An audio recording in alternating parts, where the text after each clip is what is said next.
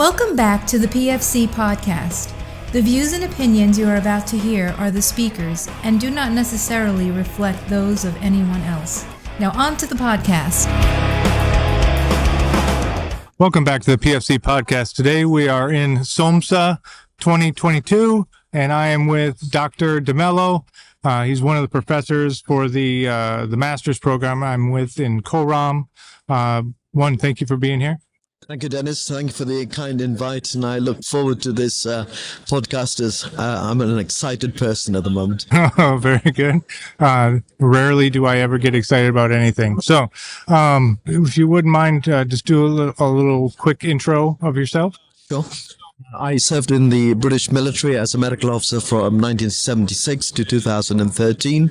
I was a commanding officer of battles for my last 6 years of service during the high tempo in Afghanistan. I've worked in burns for over 40 years, interest being following the Falklands conflict, and I'm currently chair of the pre-hospital special interest group of the British Burns Association. So you're the perfect guy I need to talk to, because today we're going to talk about burns, right? And burns, it's just one of those injuries that just causes everybody to panic. It's just one of those injuries that's up there with TBI, horrific injury, and it's instantly can throw just about anybody off their game. So when our approach to it, I think like anybody else, initially we talk about March, right? And all those injuries that you would find during March would kill the patient far faster than the burn itself will. Do you have anything, I guess, that we're missing in that initial kind of contact with the patient? I think in the environment that you're working in, Dennis, the march it's important to keep a logical, sequential approach to the problem. Do not change it just because it's a burn, because a burn, as you said, is a distracting injury. A major burn is a rare occurrence. Very few people have experience of major burns in their career. So it does catch you if you're not careful. So my approach would be follow the guidelines, MARCH, and just get on with it and regard burn as a issue to be considered, but not in the first review. Yeah, absolutely. He's a trauma patient with a burn, not just a burn trauma patient, right? So tackle those problems first. Now, after that, right, we're pretty good at doing that March assessment initially. That's usually when the wheels, if they're going to fall off, they're going to start falling off pretty quick, because you have to get that initial assessment of that TBSA. And normally when we talk about it, we teach about it, it's pretty straightforward. You look at the burn, how big is it? But what guys don't really, I don't think, understand that well is this is a moving target, right? So if you could, I guess, how do I approach this pre-hospital? I think you raise a very good point, because the calculation of the TBSA in a pre-hospital at its very best is going to be a guess.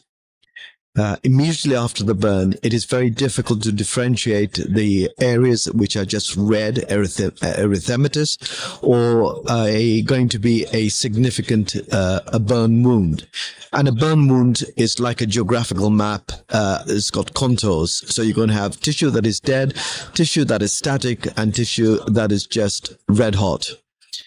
The whole purpose of your pre-hospital management is to reduce the zone of stasis, according to Jackson's zones. And if you do that, there are two benefits. One is you reduce the TBSA that will then follow. Secondly, the depth of burn will be reduced. So your first response when you're assessing a burn in terms of TBSA, just remember that you will overestimate a burn by definition. Okay. So I guess, so what, right? Because this is going to, ultimately, I need a number so I can start fluids. I know I need fluids. So what if I'm too far off? Okay, so let's look at the fact that you're going to have to calculate the TBSA, whichever method you're comfortable, whether it's the 1% palm and fingers, or whether it's the rules of 9, a Lund-Browder chart, or serial halving, which is something that is becoming easier to do because it doesn't really involve any numbers. You just look at a patient, eyeball them, and you work in fractions. So is it more than 50%, less than 50%, more than 50%? So is it more than 75, less than 75? And comparative studies of these ways of measuring TBSA have shown serial halving to be the best. And can I just make one point, which may not be possible in your environment? For God's sake, don't forget the back. Yep, absolutely. And that's definitely something that does happen frequently. So the serial halving, to be honest, I haven't heard about it until you just said it. So greater than 50%, less than, greater than 75, less than, I guess, how does that affect the fluids that I give? Right. Now, let's differentiate a major burn versus a major burn with major trauma. So I'm now talking just of a major burn on its own. So that should be picked up from the mechanism of injury. So some guidelines. If you know the mechanism of injury, if the patient's been thrown in a blast or there is obvious evidence of trauma, you stick to your march and just get on with it. And a burn will now be just a significant contribution to the pathophysiology. I'm now talking about a pure major burn. Rules. If a patient's hypotensive immediately after a burn, there is something else going on, another source of blood loss, chest, abdomen, pelvis, long bones, full stop. The second is that if you've got a major burn, showing you the difficulties in assessing TBSA immediately after a burn, and the worries of using any formula for your calculation of fluid resuscitation, there's going to be a double jeopardy. You've messed up the calculation, and now you're over transfusing crystalloid or under transfusing. So you've got a balance to make. Do you protect the kidney if you're under resuscitating, or do you mess up the lung if you overdo it? But in your situation, in the pre-hospital environment, it doesn't really matter. And certainly experience over the years, TBSA calculations in the middle of a care under fire, it's going to be difficult. So let's assume they've got bilateral radial pulses. My view on fluid resuscitation is in your team, the chances are they're going to be a big man with a big burn. Just put a liter of fluid up and run it over an hour whilst you get on with the other processes. And this was published in 2007 in the Journal of the Royal Army Medical Corps, and it's just taken away the hassle of working about formulae. So now you're going to say, well, how good is it? Well, when you eventually start looking at urine production, that will give you some surrogate evidence that you're doing well, plus evidence that there may be another problem that it can interfere with urine production. Okay. And then, so I guess you're running that fluid until you get essentially you're getting your urine output. Or you've got a time now to go back to the formula and start looking back and reviewing the situation, by which time hopefully your TBSA will be more clear. The vital signs, you will have a video of the trends in your vital signs, which includes urine output. Okay. Yeah, perfect. There is just one thing, Dennis, that I just want to interject. We always have a tendency in emergencies never to give people oral fluids. If there is no upper airway burn or evidence of inhalational burn, I think it's only humane and also evidence-based to allow a patient to have clear fluids. And what I mean by clear fluids is water. And in that way, you're also feeding the gut. Yeah, absolutely. So you're not just talking straight water, you're thinking ORS or some kind of hydration drink. Okay. To what level, or I guess what burn, assuming it doesn't have to do with the airway, can you start resuscitating? Because usually these patients, if they have a bad burn, I want to snow them as quickly as I possibly can because their discomfort is throwing me off. So, obviously in order to get them to drink, they have to be able to be awake and swallow, right? So what, I guess, what level of TBSA are you doing this? Okay, let's go into the pathophysiology before I answer the practical, pragmatic approach. In an average adult, a 20% burn will have a systemic impact on the pathophysiology. So it's no longer the burn wound, but it's the whole body reaction. So that's your cutoff point. Fortunately, hopefully, the majority of your patients will be ASA1 status, and therefore their ability to counteract a shock to the vital signs will be better coped with. But I would say anything above a 20% burn would require resuscitation and would require more care, for want of a better word, in terms of prolonged field care. Oh yeah, absolutely. But I mean, are they doing oral rehydration for patients who have 40%, 50%? I think it depends on the neurological status of the patient and the absence of any upper airway burn or inhalational burn.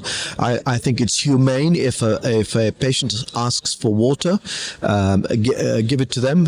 Start off with small sips before. I'm not talking about large volumes. That's the first thing, and the second is setting these patients up if there's no contraindication, because if you set them up, they're able to swallow. But more importantly, if they've got an upper airway burn or as the burn wound swells, gravity will push the fluid to the lower regions and therefore reduce swelling of the upper torso.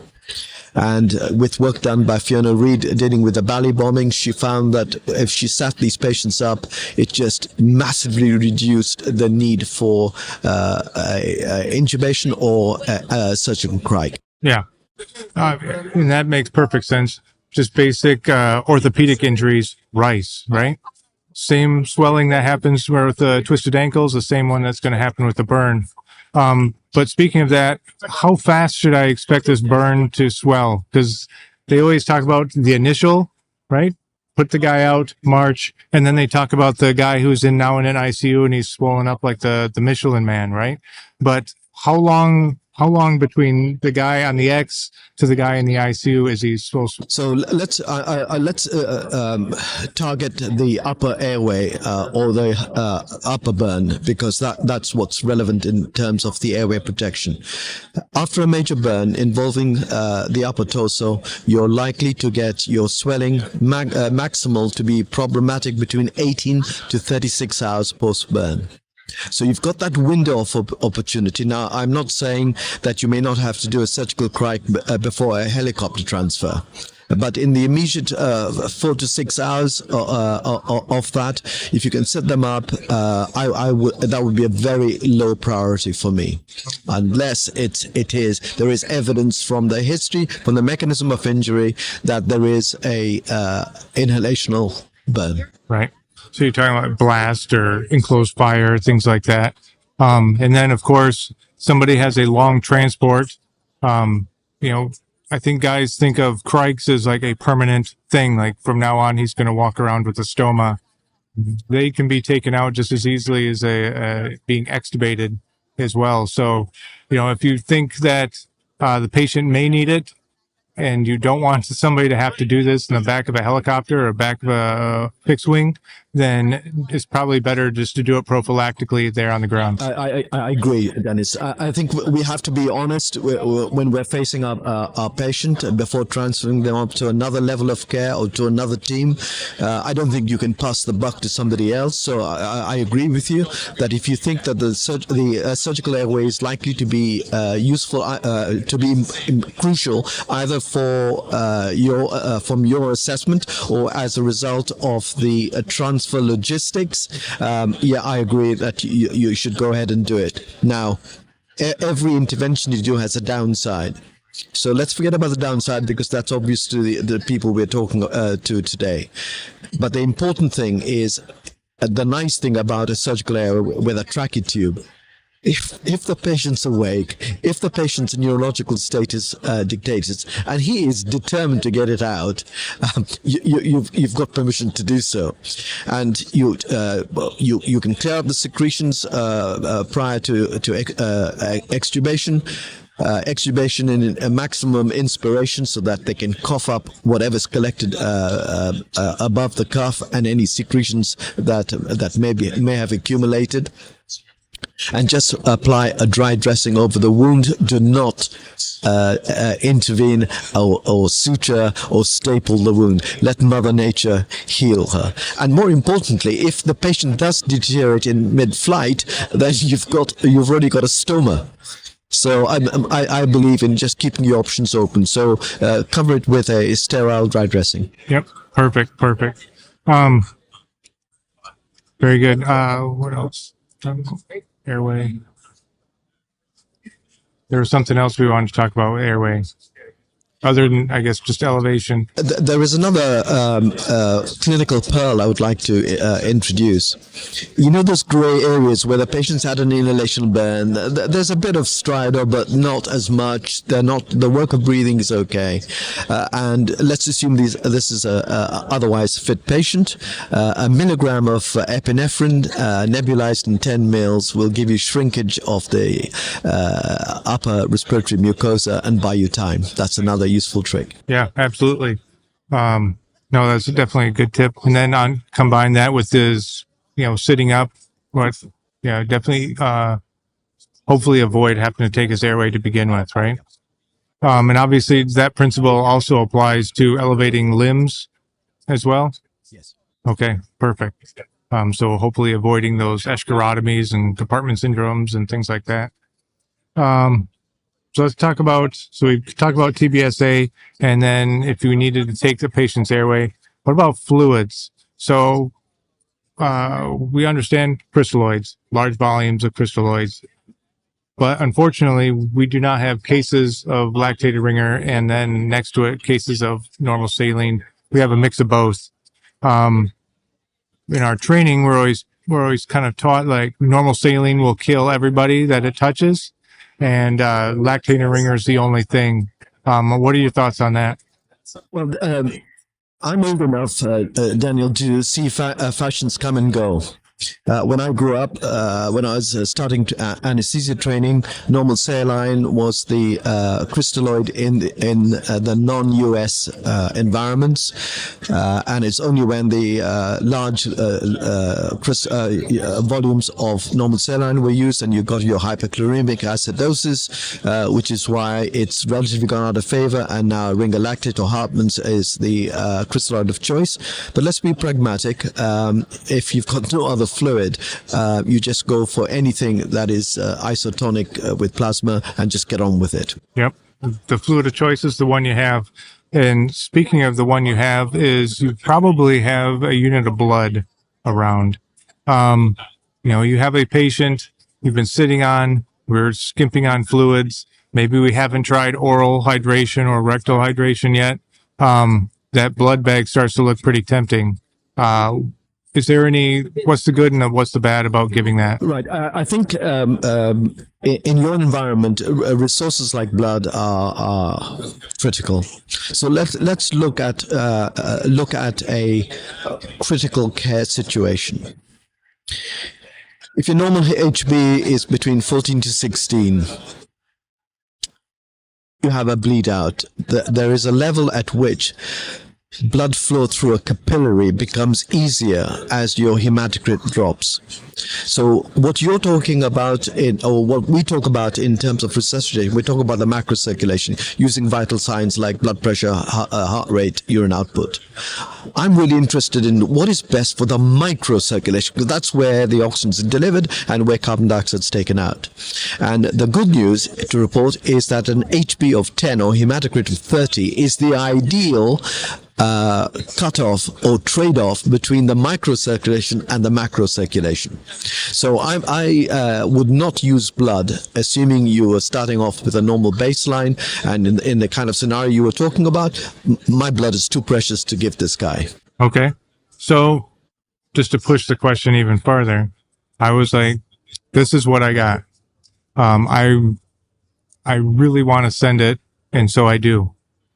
What is the potential complications going forward? Besides the use of a huge acid, the second is you might run into hemoconcentration. And with hemoconcentration, you're going to get sludging, and if the patient's been thrown or there's been some tissue damage, you've now got the triad of for clots, and now you're going to, down the line, you're more like, and because the patient's got to be immobilized, God knows for how long on a transfer, you've got a deep vein thrombosis risks going up, and now you've traded one problem for a future problem which will kill him. Right. So you get short-term satisfaction, but long-term risks are not worth it. Yeah, absolutely. Obviously, would the same apply to like FDP or any kind of plasma? Yes, I think all blood products, and I would also like to include human albumin solutions, because human albumin solutions was very trendy a few years ago. And it was felt that if you gave a human albumin solution, concentrated human albumin, like 20%, it would suck in fluid from the extravascular space and maintain intravascular status.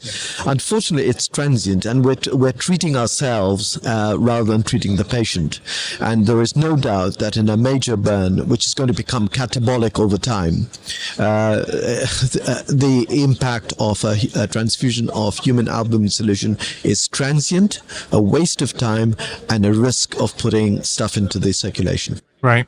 You know, if I remember correctly, so even if you did, you're ultimately going to get a lot more swelling, because as that protein goes through the capillary cell wall there, now you put a bunch of proteins in the tissue, which is now going to draw your fluid out faster. Yeah, and I think that is my point. Once, do you remember I said to you, above 20% TBSA, you're going to get a general systemic inflammatory response. So now you've got capillary leakage, and now you're putting a macro solution of 70,000 perhaps molecular weight. That's going to leak through. That's going to absorb fluid. You're just going to make the trajectory of this patient worse, because the tissues are going to be even more edematous than they would have been if you had just taken a second or two to work out not just the short-term thought-of benefits, but what impact is it going to be on the trajectory for that illness pattern. And I would say, don't bother. Yep, absolutely. Let's talk about pain control. So I guess how are you approaching pain control with the burn patient? Just to make some general observations. Burn is a distracting injury. If you've not seen much of it, it can be horrifying. You forget your logic. You just rush in because the pain is unbelievable. And the reason for that is that it is acute neuropathic pain. So these are my feelings about the approach to analgesia. First of all, make sure you got your March assessment in first, so that you don't overdo it. The second, from years of experience from Afghanistan, Iraq, we know that if you use morphine, you are more likely to drop somebody's blood pressure and vital signs. So this is why the move is now towards a fentanyl-like, if you were choosing an opioid, because it has less chance of doing that. So that's the first point. The second point is an acute burn is actually an acute neuropathic pain. So the best analgesia on paper must be an NMDA antagonist, which is ketamine. Now, I don't really care which route you guys use. It doesn't really matter. But for me, the quicker you use it, the better, because you're relying on peripheral and central sensitization to make it a chronic problem in the past. So if you can use ketamine in analgesic doses, and for the less experienced, I would say 10 to 20 milligram IV boluses aspect is some people who believe that they have to give a benzodiazepine to reduce the psychomimetic effects of ketamine. I think if you know your patient and if you tell them that you're giving them ketamine, or if you can have warn them in training that the psychomimetic effects of ketamine are real, but if you can walk through it, don't worry. So I very rarely gave midazolam in addition to ketamine boluses as I grew older, because I was confident that I could convince the patient that seeing pink elephants and yellow giraffes was normal given the activity of the drug, and therefore you're also reducing the fear and also minimizing your polypharmacy. Now, the one slight caveat: midazolam is very good for retrograde amnesia. So I think if somebody's badly burnt and their status is okay, 0.5 to 1 milligram of ketamine is going to make a difference on its impact on PTSD and recall. With Versed, you mean? I mean midazolam? Yeah. Okay. Yeah, I think guys just have to keep things in priority. They try and cram too many things in all at once, and then they end up getting in trouble because the Versed, the midazolam, I believe is probably the most dangerous drug you're carrying. Correct. And that's why I said if the status is stable, if the patient's trend analysis is stable, this can be done later. It's not an immediate intervention, but it's something I think when you're looking at the psychological and mental health aspects, those are the rare times when I would use midazolam, but to be quite honest, in doses of less than 1 milligram. Okay. Yeah, and just start slow, like you mentioned before, with ketamine. 10 milligrams, 20 milligrams, small bumps, walk them to an actual goal, not just, I want them to stop screaming at me. That's not a real goal. You're talking like a pain scale, some kind of description of the patient. Like, I want him to be able to look at me and talk to me, but not be screaming in pain. Some kind of goal that you can actually titrate to. Because I think we use titrate to effect way too much, and we use it as like a blanket for, I know what I'm talking about because I said I'm going to titrate to an effect when they actually have no idea what effect they're looking for. I think you raise another good point, Dennis. Depending on your patient, I think explaining what you're doing is important. I think if you're going to try and achieve a pain-free patient, you're wasting your time. I think a reduction of more than 3 points on a 0 to 10 scale is regarded as a good target to go for. Aiming to be pain-free, I think, is dangerous because you can tip over the edge and then run into problems now of overdosing and losing control of the airway or mental status. Once it's in, you can't take it out. Right. Yep. And especially with Versed, that can be a long ride. Ketamine, you kind of brush that one off, but some of the bigger drugs, like, you're going to take that for a ride. So that's, and you're talking more analgesia versus a procedural sedation. So let's talk about escharotomies. Okay. So obviously this is a procedure. How do I go about preparing for this procedure? The timing of an escharotomy is really critical, and I'm aware that you're talking about a range from a few minutes to a few hours to 5 days of prolonged field care. So I'm just going to try and give you an overview escharotomy. Just because you got a knife, it doesn't mean you have to do an escharotomy. Secondly, an escharotomy is dead tissue, but the edges of the escharotomy are exquisitely painful. So if you're planning to do an escharotomy, what are the reasons? The reasons are, certainly in the early phase, is that it's embarrassing ventilation or embarrassing urine production by providing a secondary abdominal compartment syndrome. So those are the two critical areas: the chest in terms of ventilation, the abdomen in terms of urine production, and therefore guiding your fluid resuscitation. I'm not talking about the escharotomies that you have to do for the upper lower limbs, because those are separate issues. Now, when you're doing an escharotomy, I'm assuming you don't have blood products. And I'm assuming that the whole staging of an escharotomy, what you want to do is the time you take the knife to the eschar, to the time you've packed and the wound is covered, must be minimized. And so I would say that your anesthesia or analgesia or sedation protocols are one side. The logistics as to who's going to do it and what help you're going to have is on the second side. And on the third side is what are you going to put on the wound? All of those should be ready before you do an escharotomy. And just like an aircraft journey, your pre-flight checks, one would be, we know it's going to be bloody. We know it's going to be painful. And therefore, the analgesia of choice for me would be ketamine for the reasons I've given you.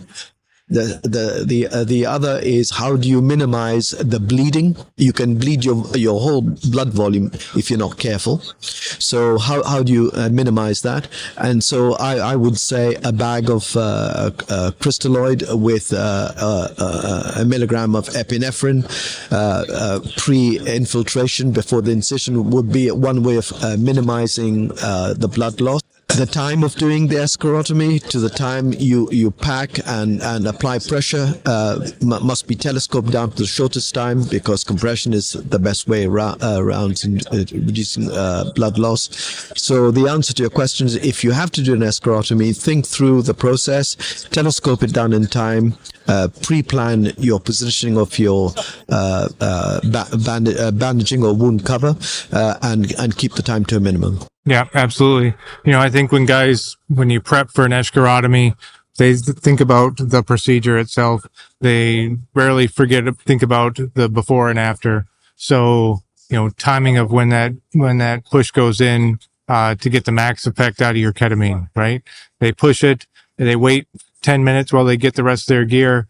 And then by the time they're ready, the patient's starting to come light again. And now you get to do it again.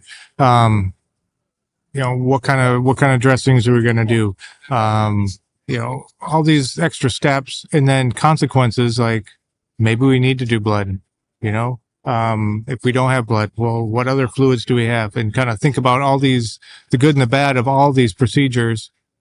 And then ultimately, like, what's my end goal, right? What are you assessing for? What should be returning, right? Guys need to think about this before you even really start. So that's the thoracic and abdominal. Is there any other extra points as far as extremity type escharotomies? The procedures in terms of the incisions are important, and the lines of Langerhans, which are cosmetically the lines that you should be following. You can find it in any illustration, because from a cosmesis point of view, so I'm talking about the long-term point of view, where you put your incisions are important. So before you deploy, just have a look at the lines of Langerhans and follow those rules. The extremities are easier to control because blood loss is easier to minimize by elevation, by pressure, etc. The only thing I would worry about slightly is the escharotomy, and also the possibility of compartment syndrome. And so, for example, high voltage electricity, you would think of compartment syndrome and also escharotomy, because it can literally blow off all the tissues at the point of entry. And that heat process, we've not said anything about the cooling the burn, but if it is physically possible, cool the burn. And that ability to cool can go up to 3 hours after a burn. And the reason for that is that if you cool a burn, you minimize the TBSA and also the depth of burn. Right.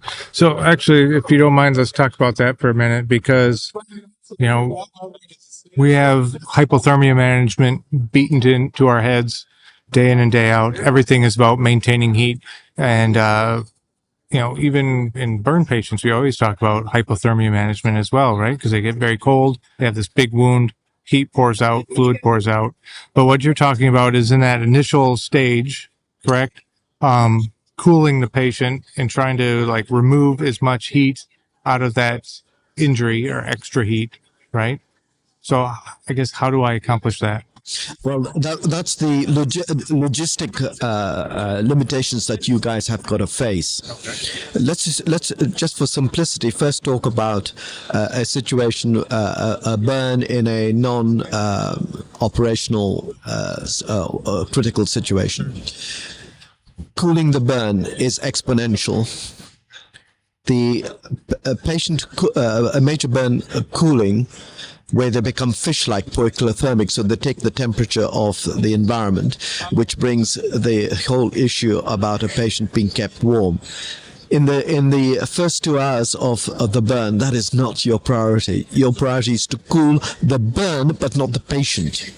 So any way in which you can cool the burn but not the patient is the most important thing, and that the benefits of that can go up to 3 hours post-burn. Be careful of the melted clothing like belts, jewelry, or all these, or restrictive tourniquet like restrictions that might occur as the burn gets older and edema ensues. So cooling is important, but cooling the wound. But I'm not saying cool the patient. So let's go back to your point when you talked about escharotomy and about exposure. In the part of the preparation for the escharotomy, you should be covering the parts that are not going to be exposed to the elements. So that should be part of your process. How do I mitigate heat loss and keeping the patient comfortable? So that is heat loss mitigation is just as important. But in terms of cooling, if you can, logistically, do it up to 3 hours post-burn. Okay. And so obviously we're managing this, we're monitoring and trending this stuff as far as the patient's temperature. Are you taking them to 37, 38 degrees Celsius or 98.6 degrees Fahrenheit? Are you taking them straight back to normal, or are you starting... I would say normothermia is the safest, so whatever. So if the patient feels comfortable, if the peripheries are warm to touch, I'm talking about the first few hours of the burn, because I don't want people listening to this podcast forget the chance of sepsis in a prolonged field care situation. So I'm clear in my mind that what I'm talking about in the first few hours of a burn. Yes, don't throw somebody into a bath of cold water, but I'm just saying cool the burn as quickly as possible, and you get more bucks for your money if you do it in the first 20 minutes than in your first 3 hours. Okay, so you're just talking about wet cloths type? Yes, wet cloths, but if it's wet cloths, change those cloths regularly. Okay, perfect. So we were talking about earlier with abdominal compartment syndromes and fasciotomies and issues with urine output. How can I really tell rhabdo from just dehydration? Because both of them can be pretty dark. I think it's a very good point, Dennis, because urine color is critical in your trend analysis. So let's look at some practical issues. Everybody knows that if they're dehydrated, their urine's going to be dark, and if they've been drinking a lot of water, it's going to be light. So we all know that. The problem is that in a major burn or in a major trauma like a crush injury, you've got two possibilities. You've got myoglobinuria and rhabdomyoglobinuria and hematuria. If you've got microscopy, if you've got red cells in the urine, that's hematuria, but it's a guess. The difference between rhabdo and myo really not important in the early phase, because your reaction is going to be the same. You're just going to promote a diuresis, so you're just going to increase the fluid resuscitation volumes to flush out the kidneys. I find serial bottles of urine taken over a period of time and marked, and you can see the color changes. I have to see the trend before I can make sure. So that's another useful tip. When you put a catheter into the patient, urinary catheter, keep a sample, time it, and then maybe 3 hours later, if it's getting darker, time it, and so you get a chance to sort of look at the trends in color. And if you're doing telemedicine, somebody can have a look at that. And it's obvious. So it's not just urine volume, it's the quality of urine that I'm more anxious about. So if you think the mechanism of injury suggests just a pure burn, that's likely to be a myoglobin urea rather than a hematuria. So those would be my guidelines. Perfect. So in your experience with pre-hospital and teaching medics and observing medics, what things with burns do we screw up routinely? I think the most important ones are the overcalculation of TBSA, and therefore a double jeopardy of over fluid resuscitation. I think that's important. Not looking at the whole body, looking for other coexisting possibilities of trauma. And from a patient rehab point of view, is the failure to provide tender, loving care. Because when I talk to my military patients who have been through rehab and they come to me in the pain clinic, I ask them to tell me their story. And they can tell you in graphic detail the conversation between the paramedic and another paramedic, or the lack of talking to the patient, the lack of reassurance. So those things are also analgesic. Yes. Reducing anxiety can reduce your pain requirements by tenfold. So for me, those are the kind of things that I would like my medics to have a little bit of compassion, because you can't overdose anyone with the compassion, but you can certainly with any of the drugs we use in clinical practice. Absolutely. Well, thank you, Dr. DeMello. I really appreciate it. Thank you, Dennis, and look forward to listening to the end result. Absolutely. That's it for today's podcast. Make sure to go to our website, www.prolongedfieldcare.org. Check out our free downloads and a ton of other helpful information. Grab a bag of our fresh roasted PFC coffee, links in the description below, and stay on the bleeding edge of combat and austere medicine. This is Dennis for the PFC podcast. Out.